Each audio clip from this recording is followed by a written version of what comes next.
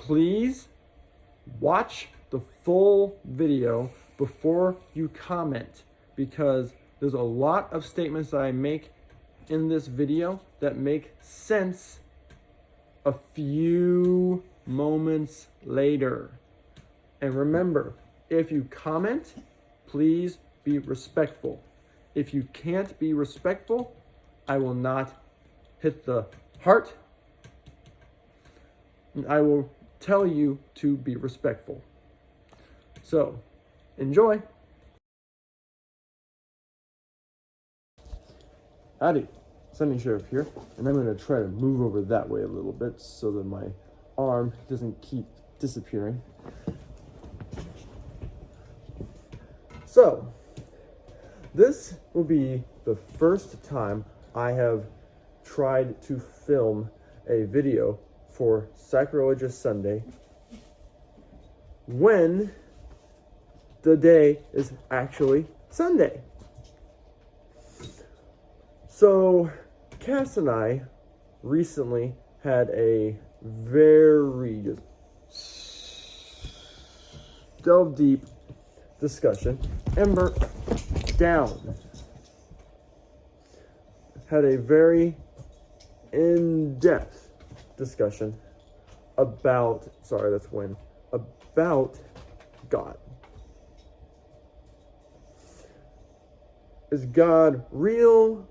Is he not real?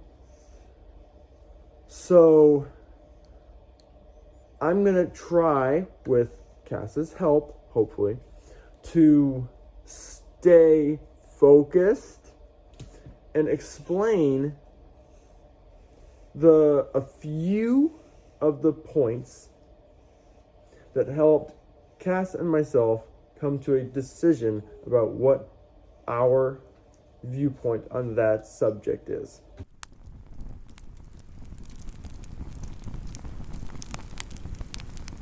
And yes, I just added a goofy little attempt at an intro video clip. So again, the question that we are trying to discuss / answer today is God real? So, the first point, I don't know how many there are, so first point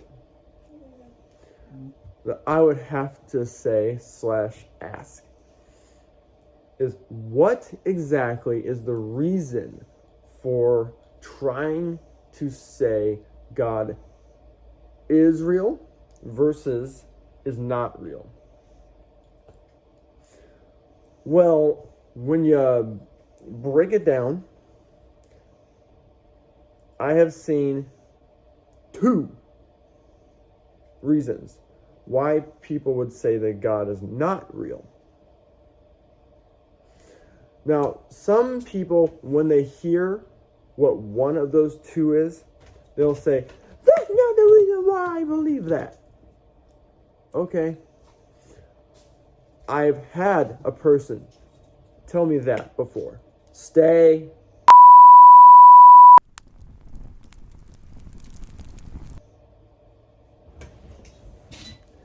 And that person and I had a discussion, and eventually that person realized that the point that I was making was actually the reason why this person had decided God was not real. So, first reason people tend to decide that God is not real is because they think that some other explanation makes more sense. That is the most acceptable reason that I know of. Go. But here's the problem. Okay, because it was a topics option, whatever you want to call it, that Cass was mentioning to me before, I'll use this example. The Greek and I know Roman, that's the sign for it. Roman. The Greek and Roman gods. Multiple. Many, many, many, many. Are they real? Okay. If you have read the Percy Jackson book series, you'll know that many people block out this comment that I'm about to make. So, it has been proven many times over the years till now that there's two reasons why Ember. Anyway, so like, for example, there's a very famous story from Greek mythology. I'm going to dub the word mythology. I'm going to call it story for this video because I don't want to have to continue to spell it. But mythology, I will call story.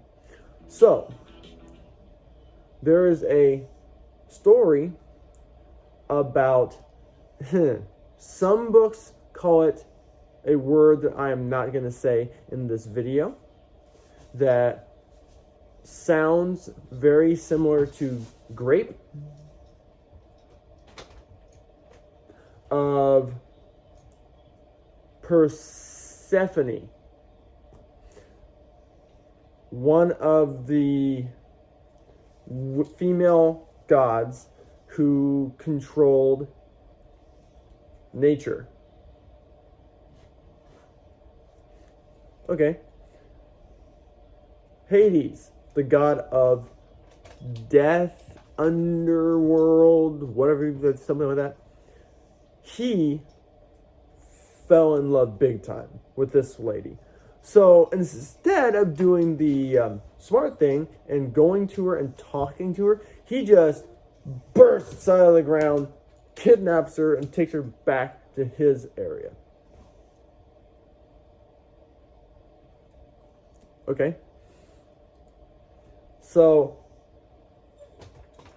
Persephone's mother goes to Zeus and asks him to help me get my daughter back.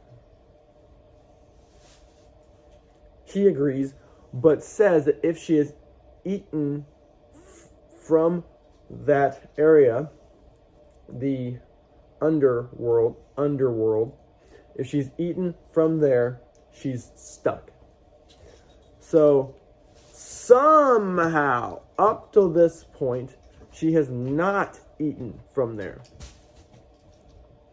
But the world up here has started to die. So Zeus goes to the underworld and tells Hades to free her. He agrees. But for some reason, because they're gods, they wait more than long enough for Hades to offer his kind of bride 6 seeds from, what's that called? Pomegranate. Thank you. From a pomegranate. So now she's stuck. But Zeus twists the weird laws that they were supposed to be obeying. He says because they were seeds, she is allowed to be free for 6 months in each year. And 6 months she has to stay with Hades. So all of that story was their way of trying to make sense of why 6 months in the year is winter and 6 is summer, spring, blah. Okay, modern day understands that. Back in that day, they truly believed in the gods because it was the only way they could explain the world around them. But here's the second part that makes this a little hard for me to accept. Gods are supposed to be a deity, right? And you would think that a deity is better than a not deity. So why are all the gods guilty of incest and affairs? Okay, maybe it's better with other types of gods. No, the Roman gods were just the Romans' way of adapting their names and slightly their characters. But they're exactly the same. Just as much affairs and incest. So, no better.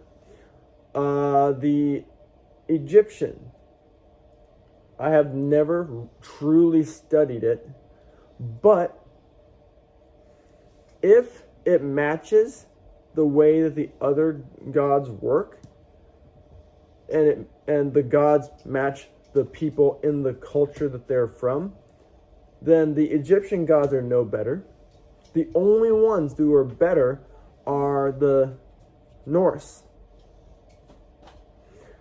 But the problem is that the Norse don't really explain, not control.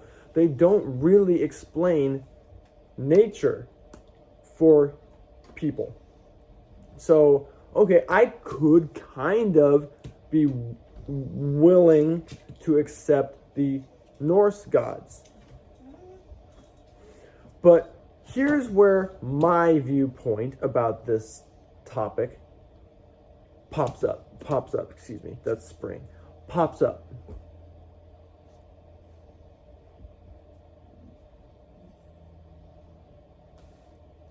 So, let's say God is real. Okay. Where does all of our information about him come from? Cass? The Bible. Okay, so let's pick that up. Not literally. I only have one in this house, and it's over there somewhere on the floor. And plus, it's hard to read because the print is tiny. So let's pretend that there's a Bible right here. Okay, what does the Bible say about the world around us? And I'm doing this from a scientific viewpoint, okay? Because most people are fine with science. Most of them. Okay. Let's say there is a verse in the book of Job that says, "He hangeth the earth on nothing." Okay, most people who are not conspiracy theorists agree that the world is hanging out in outer space. Okay, so that verse is accurate. I keep commenting about scientists. I don't know exactly which type. I think it was astrologers, but there's two different types, and if you get it wrong, they get mad at you. So there's a scientist group back when that decided they were going to map all the time from that we know of in history. Okay, I think that's kind of cool. Someone who's smart did it, so I don't have to. Ha ha ha. So they were working.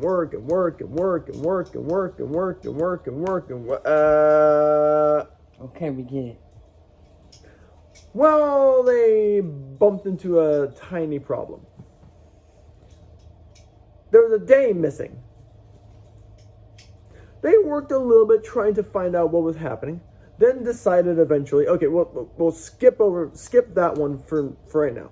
Working. Again, there's about 1 hour missing.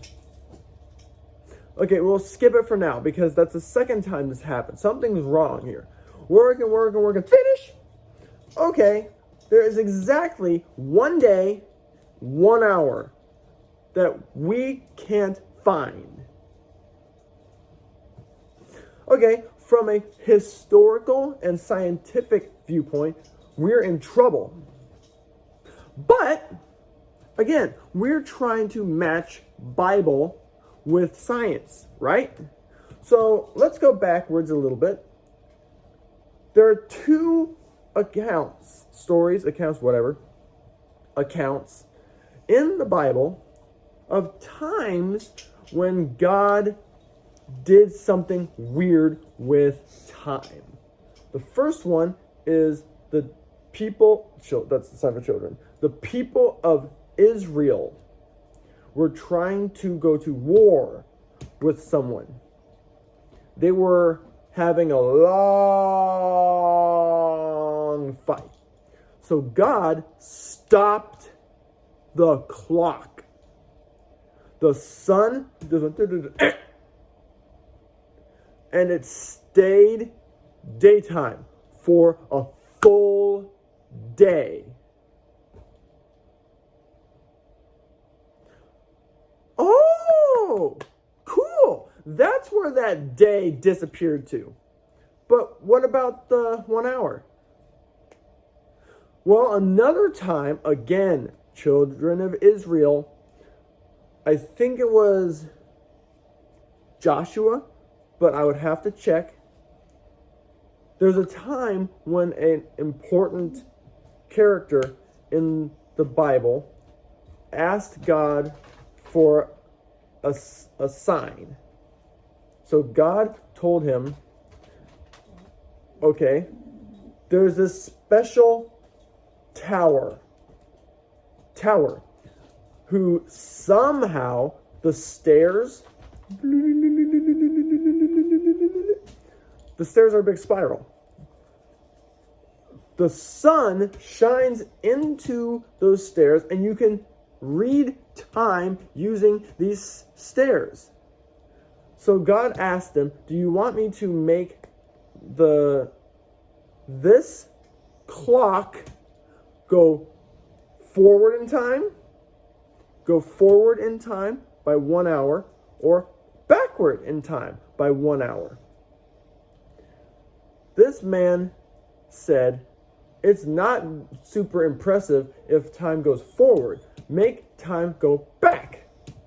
So, the sun went back by 1 hour, proving I'm going to be with you in this situation.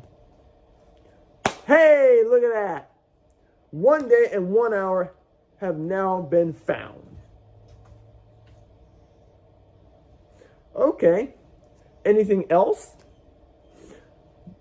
Well, in modern day, we saw a prophecy be finished that was not finished in the Bible.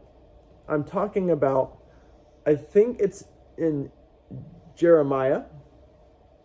I looked it up at one point recently, but I forgot what the book is. I'll add it to the screen here, and I'm probably going to add the names of all the different characters on the screen to make sure I'm trying to stay as valid as I can. So, in this book of the Bible, there's a prophecy that says one ember down, one of the gates of Jerusalem would be shut because Jesus entered through that gate. It shall be shut. Well, people thought that this prophecy was wrong because through the entire Bible, nothing happened. Nothing happened. Nothing happened. Nothing happened. Is God wrong because he added something to the Bible that is not happening? No! In modern day society, culture, whatever, the exact gate was shut with stone by one of the kings over there.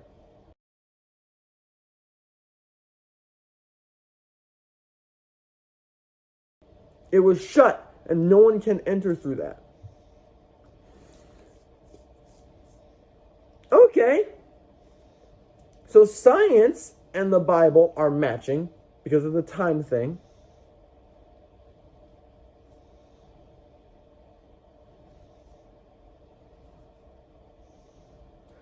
My hair is being funny. Prophecy now matches. And then there are other small things with science that match and make sense with the Bible.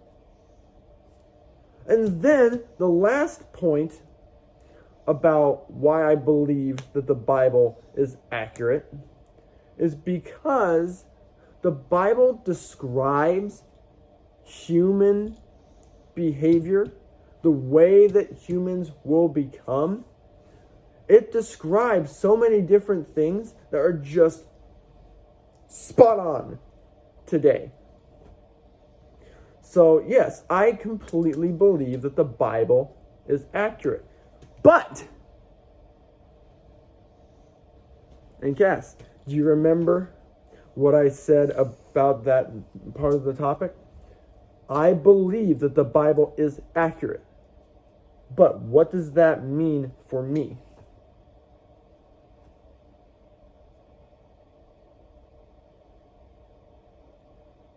Cheep, cheep, cheep. You said that you believe in God, but you think there's a radio silence. Okay, so yes, that's one of them. And good job.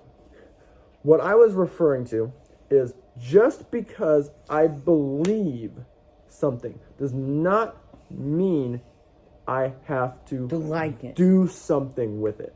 Yes. For example, I believe that law is needed. That does not mean I have to like the law.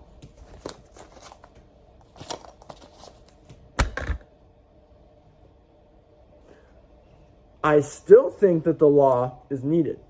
There are some things that I do believe need to be banned. But the U.S. is not very good at using common sense, something like that, when it tries to do something. So, should there be bans on things? Yes, some. Not as many things as you possibly can find ways to make bans. So, law, good. The way that people use it, same thing here. The Bible is accurate. I have ample reason to believe that the Bible is accurate. But at the same time, like Cass mentioned, between the Old Testament and the New Testament, there's people who are smart. For example, one of my former church members who was extremely smart, he studied it out and found out that there was roughly, I think he said like 500 years between, I think that's what he said. I would have to ask him just to be sure. But I think there's like somewhere around 500 years between the Old Testament and the New Testament, where God apparently just he didn't interact, he didn't talk, nothing. The Israelites, his chosen people, were just kind of thrown to the wind. Hopefully you don't die. People who believe the Bible tend to call that the period of silence. Okay. Well, why do I think that's an important point? What's happening now? We hear nothing directly from God. And we have, as the Israelite people, have both been kind of just thrown to the wind. Hopefully you don't die. Does that sound familiar? Why does it feel like God is doing a second big period of silence?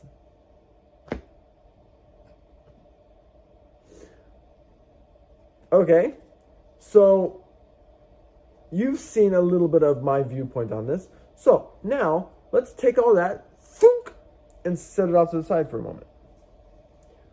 So now we hopefully all understand why I say I believe the Bible. Now, because that means that I also believe that God is real. Man, my nose is itchy. Oh, my Strazuli. Got it! Sorry. So, because I believe God is real, what does that mean about the rest of my beliefs about spiritualism? Well, I believe that the Bible is real, yes. But I believe that the Bible is supposed to be used as a guideline and a comparison. Because God left that for us to use to decide how to control our lives, right?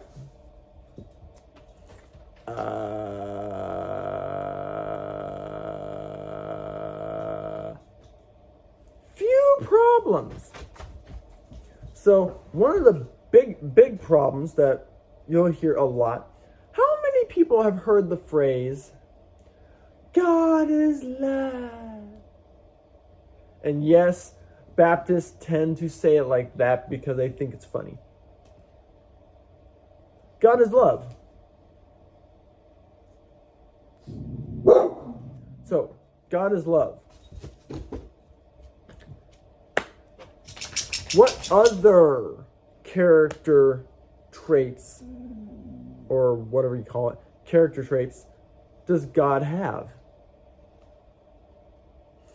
So, in the Bible, John chapter 3, verse 17. The big famous verse is 16. For God so loved the world that he gave his only begotten Son, that whosoever believeth in him should not perish, but have everlasting life. Okay, so next verse. For God sent not his Son into the world to condemn the world, but that the world through him might be saved. Okay, I can see where people say the whole God is love thing.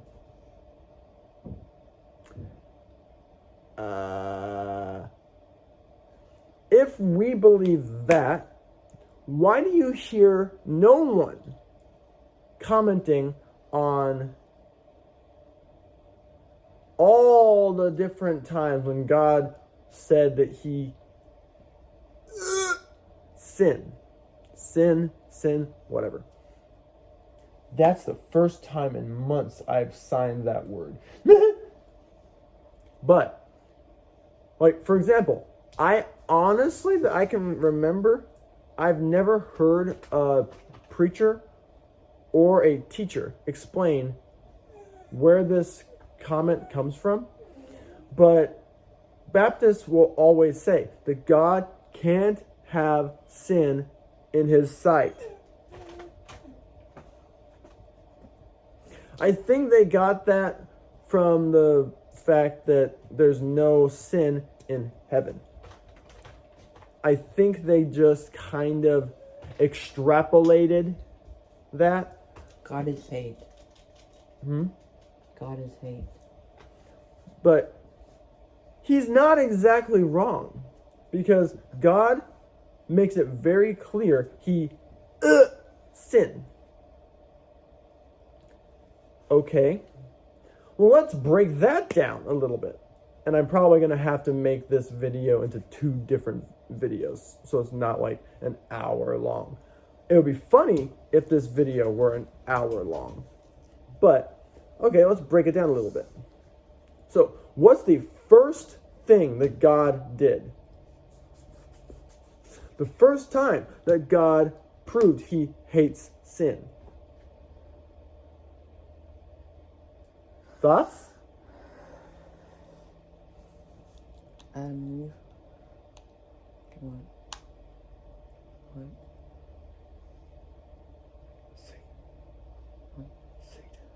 Satan.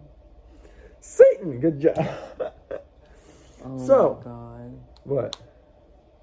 He did my brother wrong. The actual name is Lucifer. Lucifer. People call him Satan. So, what's the first time that God made it obvious he hates sin? Lucifer had pride. Sounds a lot like people nowadays, huh? Lucifer had pride. He was the angel of music, angel of light. Ember. So, Lucifer says, I will become like the Most High. I think that's the phrase. I'll add it here.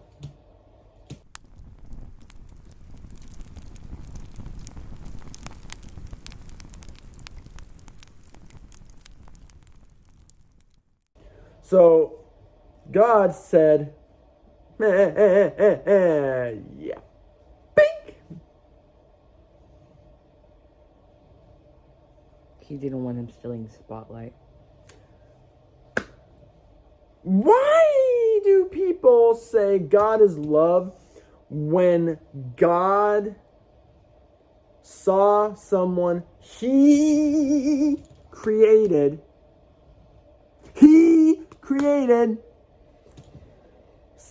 do something for himself? And God said, nope, boink, you're gone. And 1/3 of the angels in heaven went with him. Why? Oh, that's right. Sorry. Guilty by association.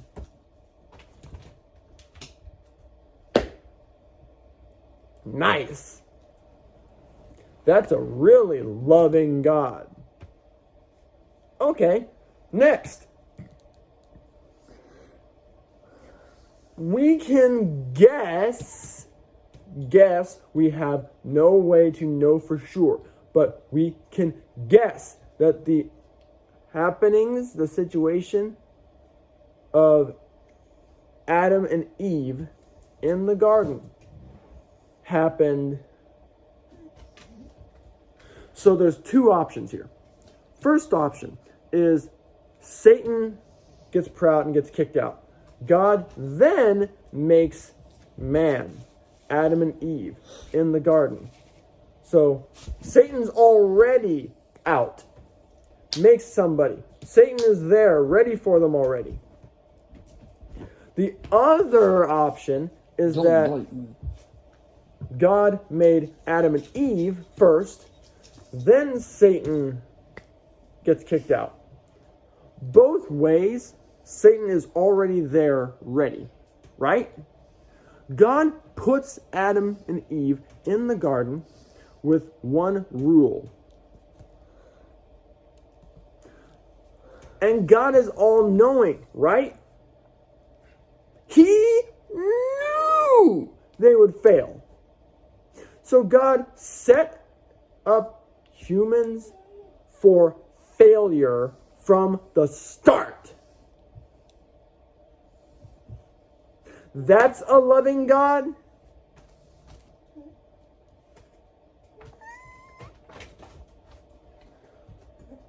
Then, here's a big one in my opinion. And I haven't even said this one to Cass before, so this will be new. So I'm going to scoot over a little bit. I want you to be able to see Cass's face. So, there's a verse. I'm going to add it to the screen.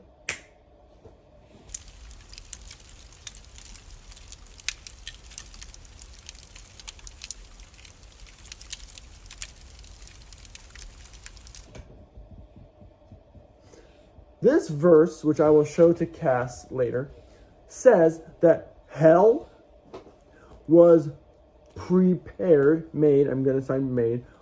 Hell was prepared specifically for Satan and his angels.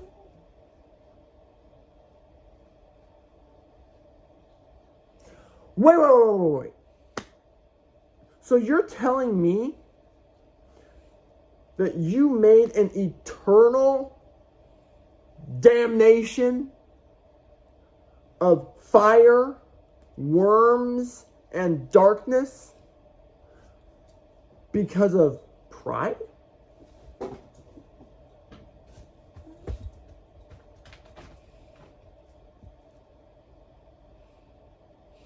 And then you decided that because people, decided to listen to Satan and copycat him and become proud, that now we have to join Satan? So, what I'm hearing is that God hates it when people are able to have a mind of their own. He wants people who obey him without question. Is that humans? So is God actually love?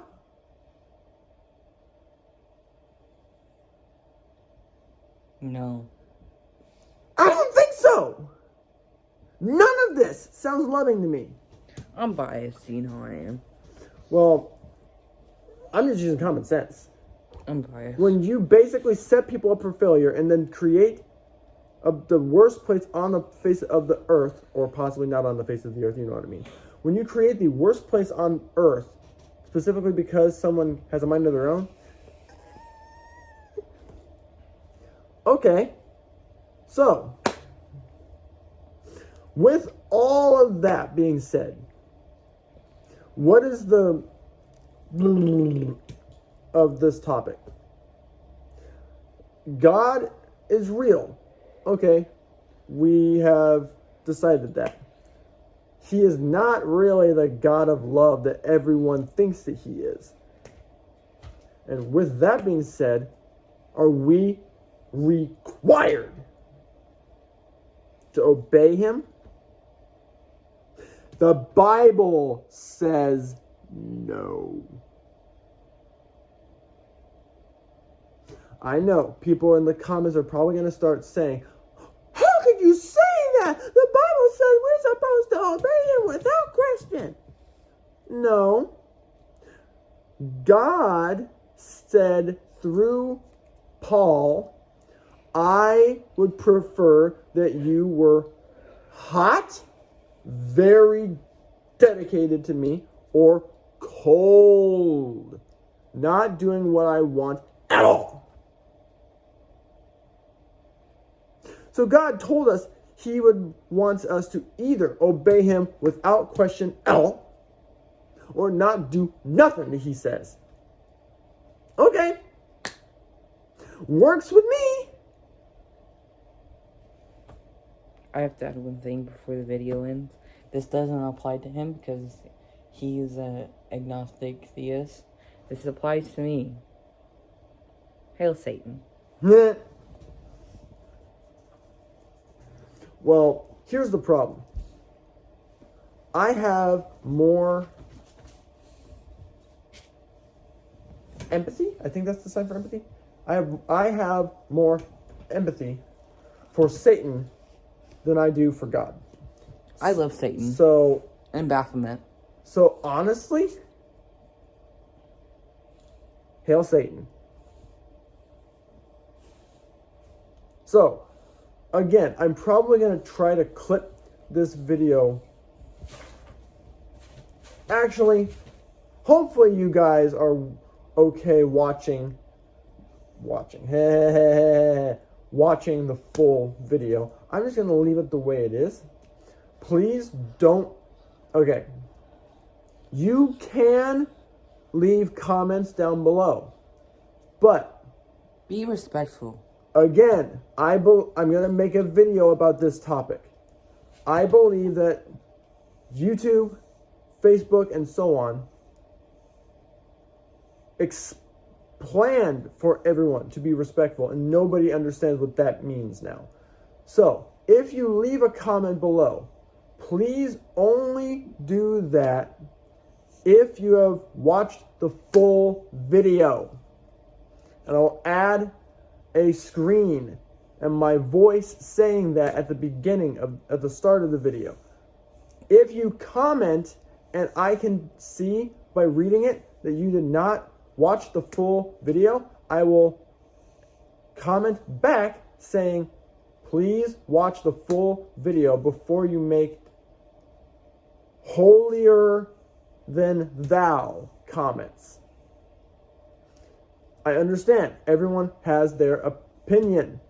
Remember, I started this video saying that this is my opinion. So please don't start trying to explain to me why my opinion is just completely wrong. Why you have to believe the Bible. Guess what? I do. I believe all of it. Anyway, so please, if you want to, like, share, and subscribe. I kind of expect that nobody will do that because this is a very video. But, okay. So, with that being said, I will see you in the next video, and happy trails. Happy trails.